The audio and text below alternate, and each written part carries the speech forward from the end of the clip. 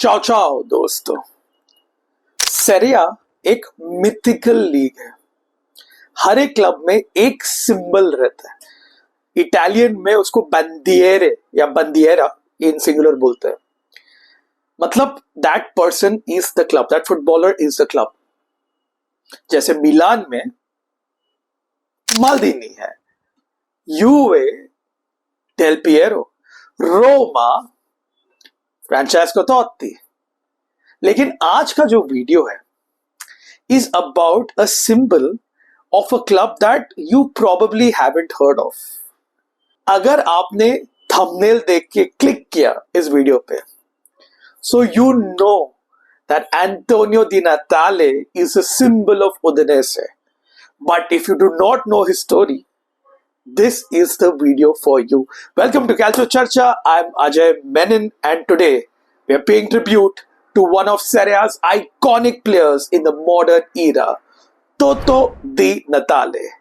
चलिए वीडियो शुरू करते हैं। Toto Di Natale was born in the Campania region, जहां पे नेपल्स, नापोली है capital city. Toto Di Natale, like many Neapolitans, grew up playing football, playing calcio in the streets and developing that passion and that skill set which is second to none. Street football. Remember, but unfortunately he really couldn't make it to the Napoli academy. उस समय Napoli themselves were going through a lot of turmoil, जिसके कारण a teenage Toto Di Natale moved up north to Tuscany to Empoli. जब वो Empoli पहुंचे तो he was greeted by a manager that you probably have heard of, especially on Calcio Charcha and on my channel, Luciano Spalletti. Now remember Spalletti for later, क्योंकि Di Natale was loaned out to lower clubs for his development. Spalletti was the man who loaned him out, जहां पे Di Natale went and developed his skill set. Now Di Natale wasn't your typical center forward. In fact, during his early playing days, he started out as a wide forward, playing on the left and cutting in. Now, यार बहुत सारे players हैं जो डिमिनिटिव है, जो थोड़े stocky है, and Di Natale was one of them. Low center of gravity, he had the dribbling skills, he could cut in and unleash a shot. So lower levels पे develop करके finally after a few years he got a chance with the Empoli first team, and boy did he click or what. उस समय में Empoli के manager थे Silvio Baldini, and he had a huge impact on promoting Di Natale and eventually developing Di Natale into this humongous talent. Slowly and steadily, Di Natale started racking up the goals for Empoli, going from all the way in Serie B to Serie A, जहां पे पहली बार main stream में Di Natale आ गए। Main stream, at least Italian main stream में Di Natale का नाम का चर्चा होने लग गया कि भाई ये है कौन, क्योंकि स्टॉकी डिमिनिटिव फिगर आप सीधा मैराडोना के साथ में कंपेयर करते हो, एंड नेपल्स का लड़का, तो भाई Maradona comparisons are inevitable. And अगर आप इटली में हो तो obviously you have the Baggio comparisons as well. Now Di Natale, like, he wasn't a flashy player who would throw up antics and do all of that. He was a very quiet boy, I would say a man at this stage, and that really showed in his character and his future trajectory.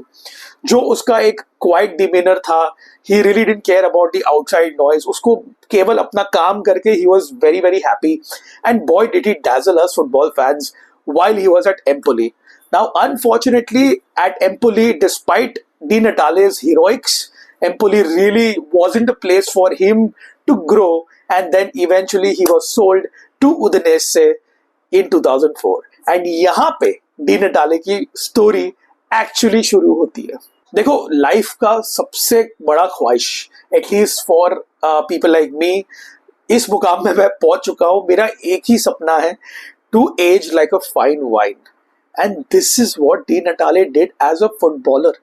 Now यार, when he moved to Udinese. Now, Udine as a city, it's in the northeast corner of Italy, almost bordering, Switzerland. And technically, अगर आप देखोगे, तो Udine is not a Milan, it's not a Rome, it's not even a Turin, definitely not a Naples. बहुत ही शांत शहर है, not really known for its footballing flair as such. Of course, the legendary Zico did play in the late 90s. You had Olivier Bierhoff, and definitely it had its moments. But I wouldn't say that Udinese is like calcio fanfare. Even a Sampdoria or a Genoa are far well known, well established than Udinese, with all due respect. So when Di Natale moved to Udinese, no one really was expecting anything out of him. But remember Luciano Spalletti? Luciano Spalletti. Now remember Spalletti for later. He was the manager of Udinese back then. And Udinese actually went on a dream run, finishing 4th in the year 2004-2005, getting a Champions League spot. And this is prime Serie A. Yeah, you had that Milan dream team, you had Inter with Adriano, you had Juve with Juve ka sab stars, and Udinese finished 4th behind the three northern giants. And what an achievement for Spalletti and for Toto Di Natale. Yeah, Di Natale really formed a lot of iconic strike partnerships, as we will look in this video. But alongside Vincenzo Iachinta, Di Natale was the perfect foil. Like, ये मैं थोड़ा Harry Redknapp types में जाऊंगा, the big guy, small guy, but it exactly was like that. Iachinta was your towering number 9, and Di Natale was the stocky centre forward who would give support. But it worked, and Udinese got Champions League football. Unfortunately, Udinese, अगर आप थोड़ा भी history जानते हो, Udinese has always been a selling club, and the Pozzos, the owners of Udinese, are extremely shrewd businessmen. They know, ये जो आपका money ball है, फुटबॉल मैनेजर है, इन्होंने ये इन्वेंट किया है मेरे हिसाब से, because the way that they have run Udinese is brilliant. And this is 2004, we are in 2025, and they still run Udinese in the same model. So Iachinta was sold for a profit to Juve.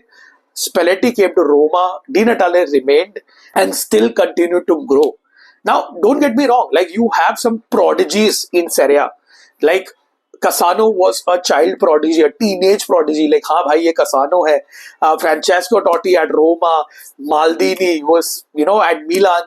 But Di Natale was never considered a prodigy, and no one really anticipated it. सबको लगा कि भाई ये अभी जर्नीमैन हो जाएगा. अभी एम्पोली से Udinese आया है, Udinese को मतलब उसने एक मुकाम पे लेके गया है, शायद he will move on. And with due respect to every other club, Di Natale was quoted now by the biggest clubs because he was delivering at the highest level. Juve wanted him, Milan wanted him, Napoli, now back in Serie A, dreamed of a return, like hometown hero, bhai leke aao usko वापस. But that never happened. Di Natale chose to stay committed to Udinese. यार loyalty है ना, आज के modern जमाने में तो बिल्कुल है नहीं. But Di Natale choosing to stay at Udinese was a statement that really resonates with a lot of football fans. Because you always had the easy option. He could have gone, he could have, chosen the brighter lights. But उसने बोला कि नहीं, मैं जो भी करूँगा Udinese के लिए करूँगा. And slowly and steadily he became club captain and started delivering performances that were iconic. Now, I mentioned iconic partnerships, right? Di Natale and a super Udinese team later in the future had the likes of Alexis Sanchez, जिसके साथ में भाई साहब, it was superb. After Iachinta left, Quagliarella came in. Di Natale and Quagliarella also had a fantastic partnership. Quagliarella also left for Naples. Di Natale was in a project जहाँ पे अब वो centre पे आ चुका था. So Sanchez and Di Natale on paper, in my opinion, does not work. But somehow on the pitch it happened. Now Di Natale was playing more of a central role, and Sanchez was the winger who giving the perfect foil. वो जो एक pace का element था, जो dribbling aspect था Sanchez का, Di Natale and Sanchez together really mesmerized Serie A and the world. Once again getting European football under Francesco Guidolin, the manager, Udinese just kept on surprising everyone. That super team of Udinese actually deserves a separate video because you had the likes of Gökhan Inler, you had Handanovic, you had Benatia, you had Asamoah, Isla. I mean, क्या iconic names are. But one man who stood the test was Di Natale. And this is when, aging like a fine wine, Di Natale won the Serie A Golden Shoe, the Cappe Cannoniere, for Udinese in the year 2009, 2010 and 2010-11. Yeah, just imagine at this age, right? He was in his 30s now, like his mid 30s, is approaching his mid 30s. He's winning the Serie A Golden Boot, which is mind blowing. And just look at his goals. It was outrageous. He could definitely score a dead ball, a penalty, and a free kick. He was good at it. Fox in the box, so thai wo. He would, make those cheeky runs and score those headers. But he also added some golazzo, some bangers. Range was never an issue for Toto Di Natale. कहाँ से भी गोल मारता था भाई वो. I mean, just imagine सबसे छोटा आदमी on the pitch would also go and win headers. So that was Di Natale, an all-out proper center forward. No complaints. He would not get into any fights, arguments with anyone.